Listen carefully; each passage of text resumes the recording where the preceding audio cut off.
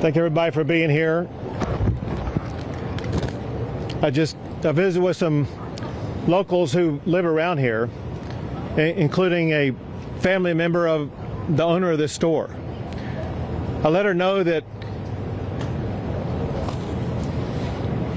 I first came to this store about 21 years ago.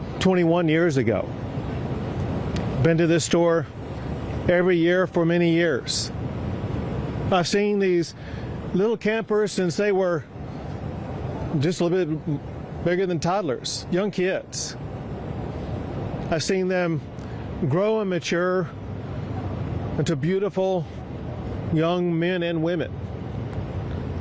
Nothing is as heart-wrenching as hearing the stories of what the girls around here, especially the girls at Camp Mystic, went through. To see where they lived in one moment, where they disappeared the next moment, and were gone forever a few moments after that. I wanted these people to know, I want you all to know, the hearts of our fellow Texans are breaking every single day because of what people of this community and the surrounding area are going through. There's nothing more important on our hearts and minds than the people of this community, especially those who are still lost. I told them what we were doing, not just today, but what we are going to be doing for the days, weeks, and months to come. This is what they needed to hear. They need to know Texas is in this with the people in the Hill Country right here. We are not leaving until this job is finished. The job right now, the primary job right now, continues to be locating everybody who was affected by this flood. There still remain those who are missing. We have to find every single person who's missing. And that's job number one. While we are doing that job, it's important that we also be conducting other business affecting this storm. We did several things in that regard today. One is to get a better assessment about what exactly needed to be provided for the community. We took a flyover to get that assessment. I've been here for multiple times over the course of the past 2 decades, but multiple times over the course of just this one flooding episode. And I have a good feel on the ground of what is needed. But when you're in the air, you get a fuller perspective of how widespread, how catastrophic the damage is, and what must be done to fully address it. We were able to process that better today when we flew around. And on that fly around today, I had with me the Speaker of the House, Dustin Burrows, who's going to speak after myself. I want to provide you with some information, some of which is just now updated. First, the numbers that I have is that there are 94 fatalities. 94 fatalities associated with this flooding event in this area. Separate from that, in other flooding events in other parts of the state of Texas, there's another 15 fatalities for a total of 109. To put this into perspective, just in the Kerr and Kendall counties alone, there are far more fatalities than there were in Hurricane Harvey. That's how catastrophic this is. I also have some updated numbers on those who are missing. First, from Camp Mystic. My information is those who are missing is down to now 5 campers and 1 counselor. 5 campers and 1 counselor missing. In addition to that, there is another child not associated with the camp who is missing. So for Kerr County, that would be a total of 7 who are missing. In other parts of the state, there are 12 who are missing. I have a new number, however. So one thing we've been reaching out to the public about is to get better information about those who were not registered at a camp, those who were not registered at a hotel, those who may have been down here who no one really had any accounting of. And through law enforcement agency working together, they provided me this number. Just in the Kerr County area alone, there are 161 people who are known to be missing. And again, that comes from combined law enforcement efforts, 161 known people who are missing. Know this, we will not stop until every missing person is accounted for. Know this also, there very likely could be more added to that list. One way that we were able to expand the list of those who are missing is because family members, friends, neighbors, etc. begin calling in and reporting them as missing. What I want to do is once again provide a reminder to anybody watching this that if you have a friend, a family member, somebody that you think may be missing because of this storm, we need you to call the number that I'm about to give you. It is 830-258-1111. That's 830-258-1111. If you want to go to a website address, you can go to kerrvillemissing@dps.texas.gov. I'm going to repeat it twice more. That's Kerrville, spelled Kerrville, no space, then the word missing, MISSING. So Kerrville Missing at dps.texas.gov. So either call that phone number, go to that website, and provide the name and the best identification you can and the last known location of anybody that you think is missing. Know this also, if you make a prank call or provide false information, that's a crime. Do not provide false information because you're hindering our ability to undertake this investigation, hindering our ability to actually rescue and find those who truly are missing. So you better be correct when you're calling in and let us know that there is somebody who is missing. Importantly,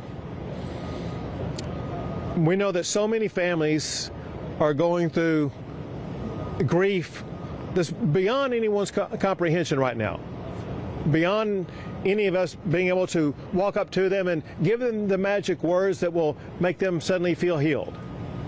We know that they need grief counselors.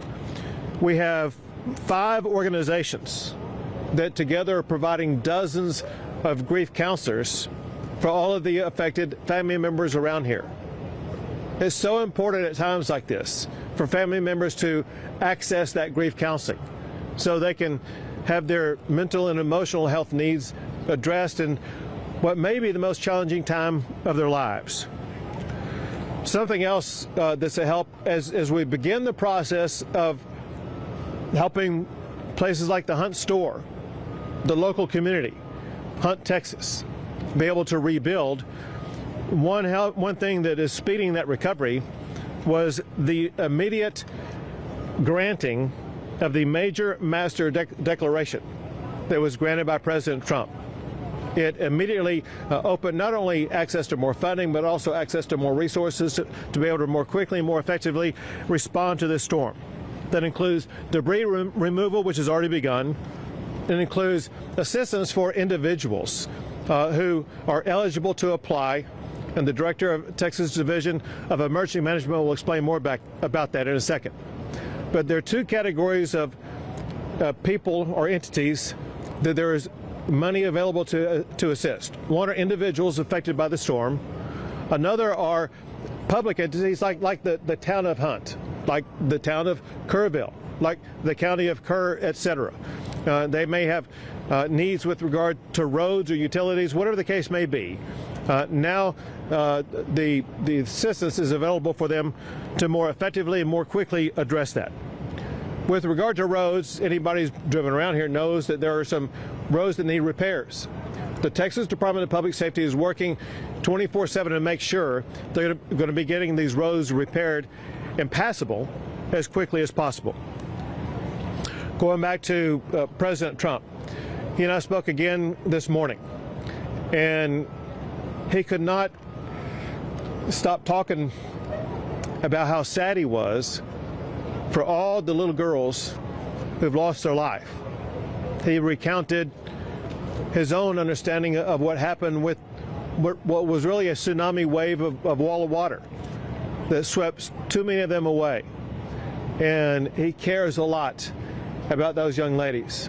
And he wants to step up and make sure that any need that we have here in Texas is going to be met very quickly. And he's already done that by helping to provide the quick assistance by sending down Secretary Kristi Noem, who, listen, I've been dealing with events like this for 10 years. Never have I seen someone respond as quickly and as effectively as what Secretary Noem did. Also, while coming over here, I received this text from Secretary Kennedy. It says the following. It says, Governor Abbott is Secretary Robert Kennedy. It says, we are set to declare a public health emergency for the Texas Hill Country flash floods. This will make it easier for healthcare and mental health providers from out of state to help both by traveling to the area and by telemedicine. Please let us know where we can be most helpful, which I will let him know. But I just wanted you to know about that new update. Now I would like to turn things over to the Speaker of the Texas House, Dustin Burrows.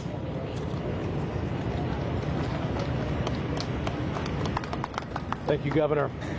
First, to the members of the community and to all those who've been impacted, the survivors, those who've lost loved ones, I know there's not any adequate words any of us can express to share our care and concern.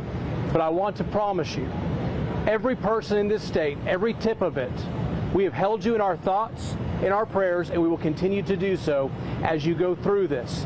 And you take care of what I know all Texans can endure. I had the opportunity to fly with Governor Abbott today over the damaged area. It is hard to comprehend the amount of water that came through in such a short period of time. It is unimaginable what the victims and survivors went through as they were faced with that, and we heard the stories about that. And looking at the debris and looking at the problems and all of the damage that's been done, I know there's a long road to recovery. But through that, we saw some silver linings. We saw Texas flags being flown proudly because we know people of this state are resilient. We saw people from all over the state coming together and working and volunteering and trying to begin helping rebuild and continuing with the search and recovery efforts. I have had members of the Texas House from all over the state looking for ways to help. You have a great local representative with West Verdell, but I promise you, every Texan, all 150 members of the Texas House have been looking for ways to help, whether it's helping to raise money or wanting to do things. They are committed to it. I want to thank Governor Abbott for saying that we will address these issues in a special session in 2 weeks. And I want to assure you, the Texas House will be organized, we will be ready, and we stand willing and able to listen to the community and experts and do all that we can to help address it from this perspective. So thank you all very much for the opportunity. I'll turn over the microphone.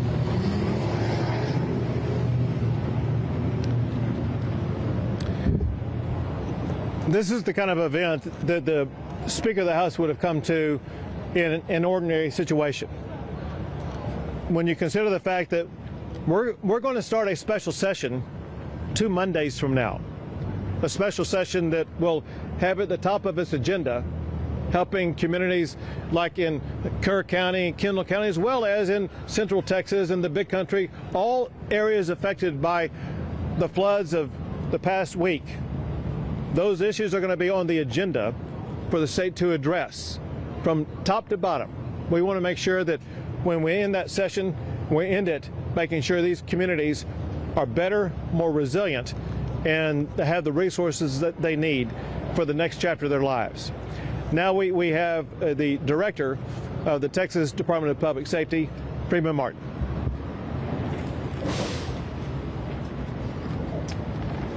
Governor, thank you. The governor said it. We have 109 fatalities and 161 missing. Every asset and resource that the Department of Public Safety has is being used on this response. We have 258 people just from DPS assigned here in Kerrville. They're from the Highway Patrol, the Tactical Marine Unit, criminal investigators, Texas Rangers, SWAT, IOD and ICT, and victim services. And you ask, well, what do all these do? Everybody does something different. Everybody understands search and rescue. When the governor mentioned 161 missing, the city of Kerrville stood up a line that if you can't get a hold of a loved one, if they're missing in the Kerrville area, call this number. That number grew to several hundred. These analysts worked with Kerr County Sheriff's Department and the Kerrville Police Department to narrow that down. People that have been identified as deceased, people who have been found alive, deconflicted, the numbers that have been reported twice, and we are still down to 161 missing. All I can tell you is there's nothing to celebrate about how well we've done this far, but there's a lot of work to be done. And we're thankful that the speaker standing behind us and the governor, the Texas legislature has funded us, and we're properly staffed and equipped to respond to this. Just this last session, a few weeks ago, we were given 6 replacement helicopters and 1 fixed wing. That is exactly what we use to respond to these. I'll tell you another thing, we have plenty of resources, but at the same time, we're not turning down one resource until we recover every last person on this list of 161. So we have FBI, DEA, HSI, the United States Border Patrol, the United States Coast Guard, everybody working together under a unified command, and we won't stop until we finish. A couple things. Right now in Burnett County, we have 3 Zodiac boats and 26 DPS personnel from the Tactical Marine Unit and the Texas Highway Patrol continuing searching. I'm in constant communication with the Travis County Sheriff, Sally Hernandez. They are helping us at the medical examiner's office, and at the same time, they have as many as 10 people that are missing from Travis County.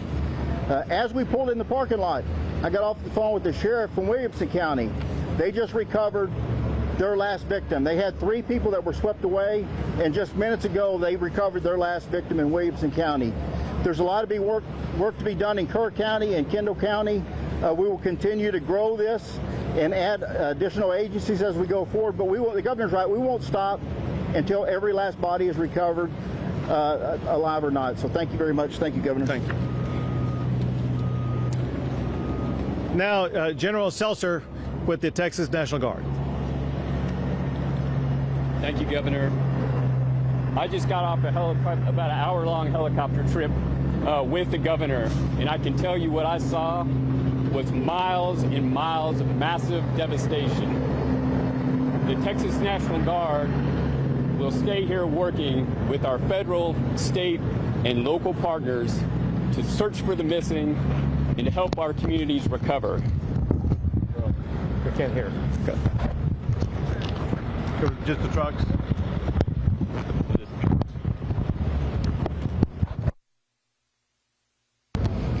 We will continue using assets such as search crews on the ground, high-profile military vehicles, Black Hawk helicopters with rescue hoists, and heavy Chinook helicopters in order to conduct search and rescue, evacuation, and to insert critical safety teams into austere areas to help life-saving. Aiding us in the effort today is the arrival of 4 Black Hawk helicopters from the state of Arkansas. That grows our agency count to 13 helicopters in support of this effort. Additionally, overhead, for the last 3 days, we have had MQ-9 Reaper remotely piloted aircraft conducting search and rescue operations. We are working with other states to get additional crews to support so that we can expand the coverage of that search and rescue operation. And lastly, we have shelter management crews that are working within the community to help those in need. I would like to close by saying something that the governor has said many times before. He's said it many times today, but I'll emphasize it. Your National Guard will not leave until every person is found, and we will not leave until our communities are recovered. Thank you. Thank you.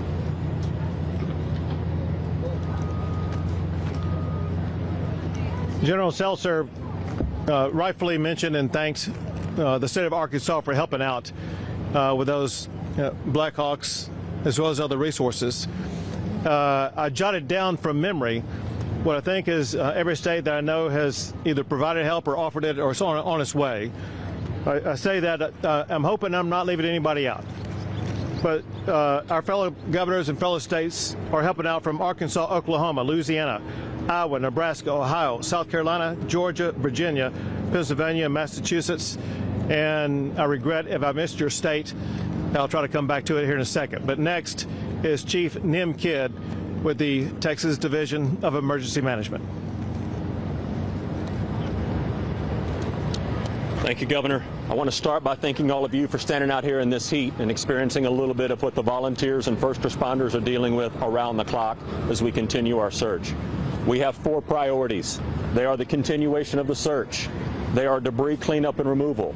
They are supporting individual assistance programs and public assistance programs. I'm going to dive into some of the details of those.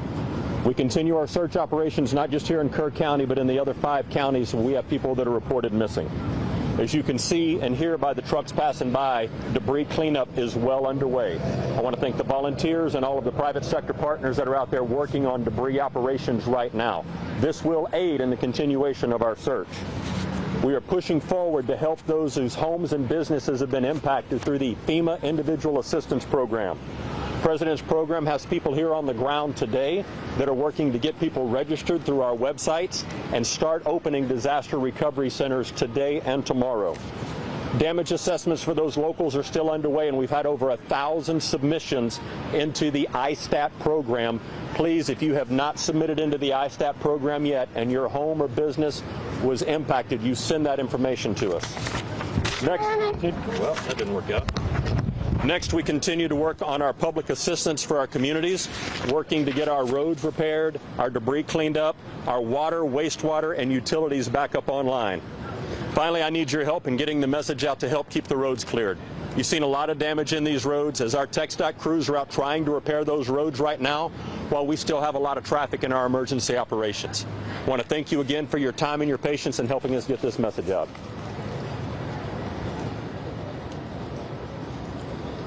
Thank you, Chief. Yesterday, I met with families at Camp Mystic. I made a commitment to them.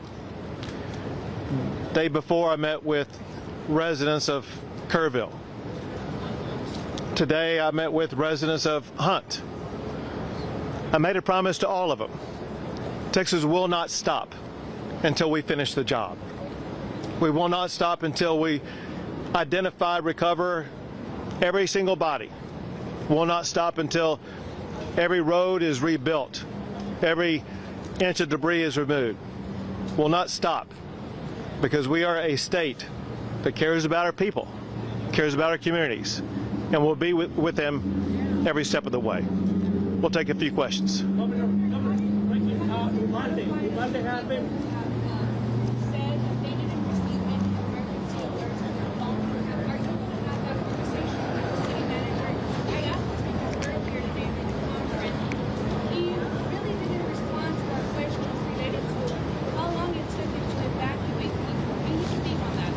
So obviously the local officials who were on the ground at the time would know the most about that. But let's talk about it in this way. That's going to be one of the issues that we begin to address in less than 2 weeks in the state legislature. We're going to address every aspect of this storm to make sure that we're going to have in place the systems that are needed to prevent deadly flooding events like this in the future.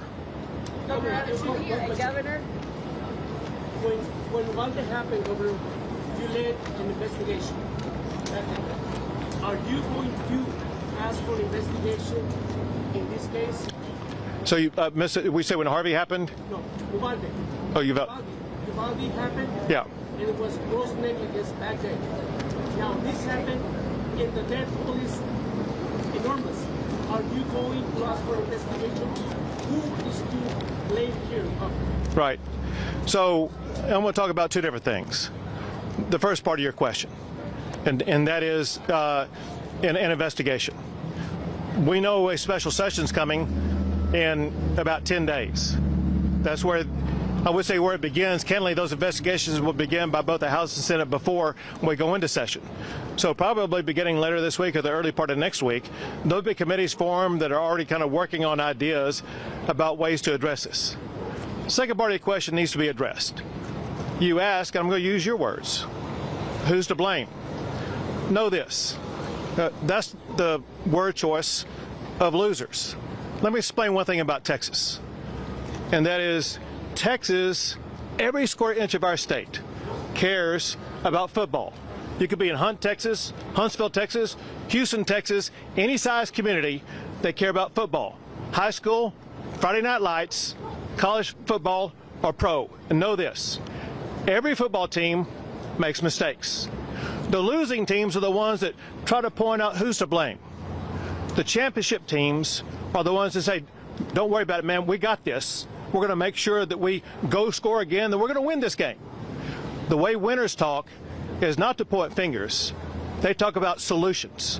What Texas is all about is solutions. In fact, I want to read you something that I received last night that's worth emphasizing to put this in context.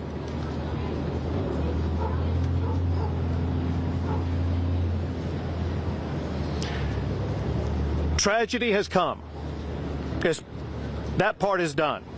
What we do now, who we are now, that's what the story is still being written. Let it be one of grace, of grit, of fierce love in the face of grief. Let it be the kind of story that proves that the hill country may flood, but it does not fail. Say what you will about Texas, but when the rivers rise, so do we. Not with blame, not with bitterness, but with boots on the ground, arms around strangers, and hearts wide open. That's the Texas I know, and that's the America that I believe in. What this person wrote is what I know is true for all Texans, and what we will achieve every single day. Governor, what kind of legislation do you hope to see come from this special session? You know, part of the legislative process is policy is not made in a vacuum. We have ideas.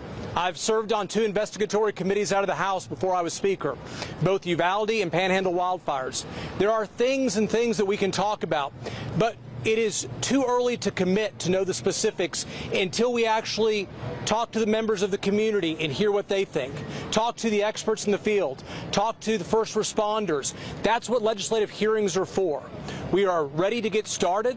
The legislators I talk to, the members of the House, and I know the Senate, are very interested in finding solutions, to not accept that we can't do better. But we will have those hearings. We will synthesize what we get, and we will come up with legislation that I believe will make it to the governor's desk and make us a stronger, better, more resilient Texas. Governor, what do you say to these families that say these solutions may be a little too late? Well, so one thing that we're focused on is making sure that we deliver the right solutions. One thing the Speaker just said that's worth emphasizing, and that is that for us to provide real solutions, we actually need to hear from the people who are the ones most affected. The ones most affected, they're dealing with the grievance of having lost a child or lost a business or otherwise have their lives turned upside down. They don't have the capability right now of providing that information. We'll talk to local leaders, importantly, not just here, but across the state. And we want to make sure that we address what happened here, but at the same time, we want to make sure that we are able to implement measures that are going to be able to prevent loss in other regions going forward. So we have our work cut out for us, but I know the members of the House and members of the Senate, I know we'll work and get some meaningful things done.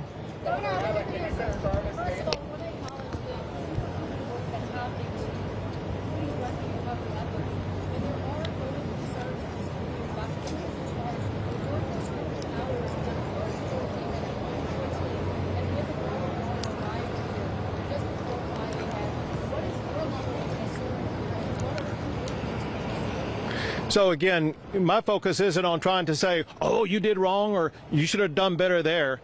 My job is to bring Texas and Texans together and make sure that we immediately start delivering on solutions. You talk about the heroic effort, and no one has seen the level of response as what Texas has provided over the past 4 days or so.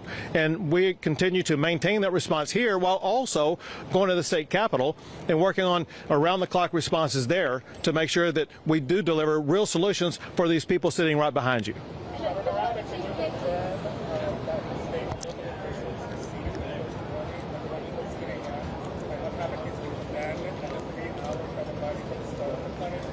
Sure. So what your question is about what local officials knew, you'd have to ask them.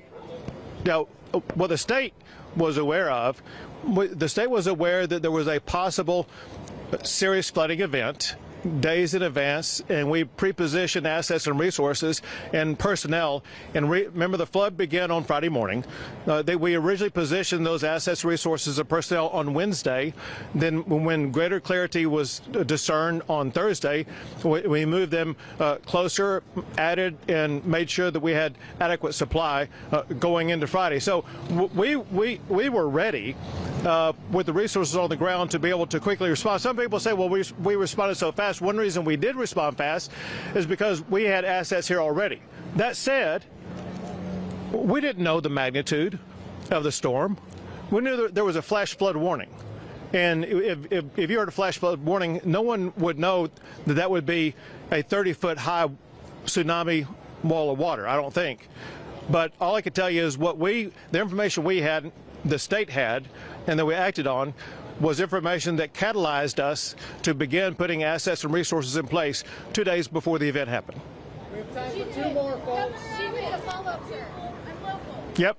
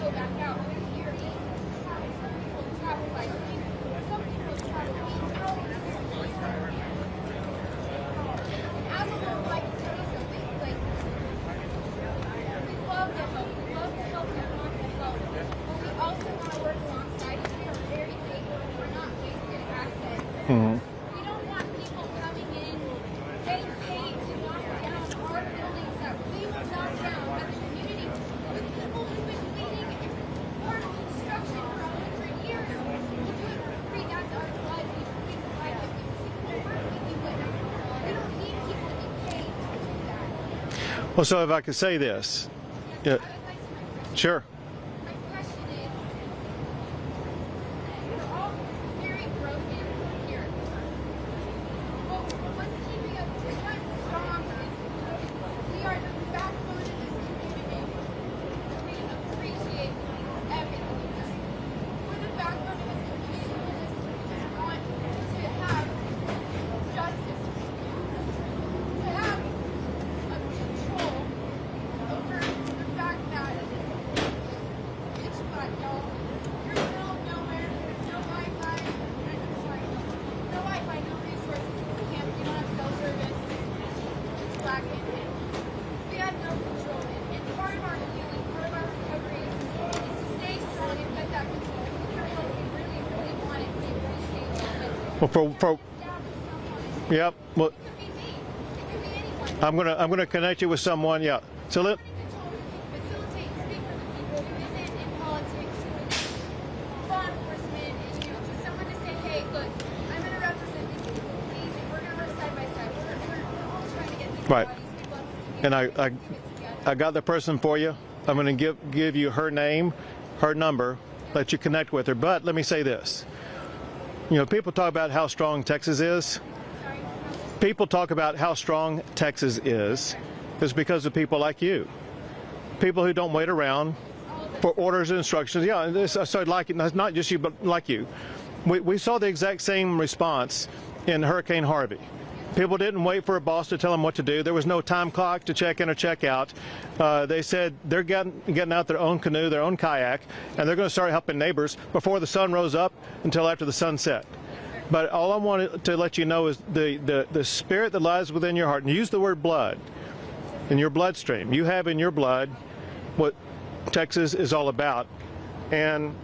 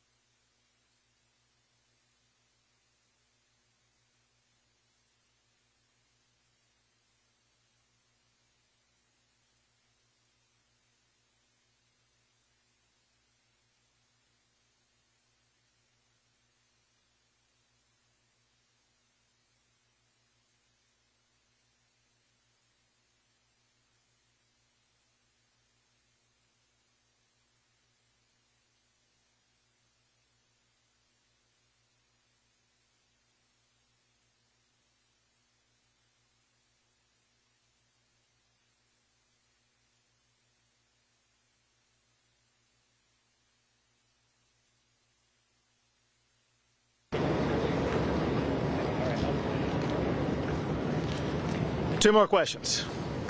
Quick follow-up. At what point Let me see. with the county ahead of this flooding here, sir? Nim could best answer that. Nim, when Chief, we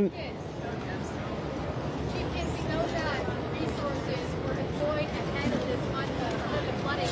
At what point was the state in contact with Kerr County? Wednesday and Thursday before the Friday morning. Why was it not good? I can't answer the whys. I'm not going to answer the whys. You asked when we were in contact.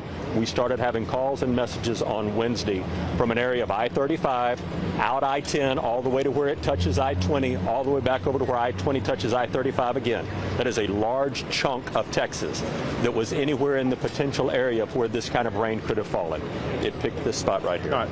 One more question. Go ahead. Yep. And so, I just heard that moments ago. The man who's in charge of that assistance is Chief Nimkid. She wants to know how long does it take to get assistance? How long does it take to get assistance? That, FEMA takes a while, but we need help right now. So the disaster recovery centers will be published in the morning of those locations. They can go to those locations and start getting aid. There are plenty of volunteers that are out there ready to offer aid right now, in addition to the federal assistance. But you're saying that those centers will be open tomorrow morning? Yes, sir. Where? We have the addresses. I need to confirm them, and then we'll put them out. They will be publicized. They will be publicized. Yes, ma'am. Thank you all. Thanks, everyone.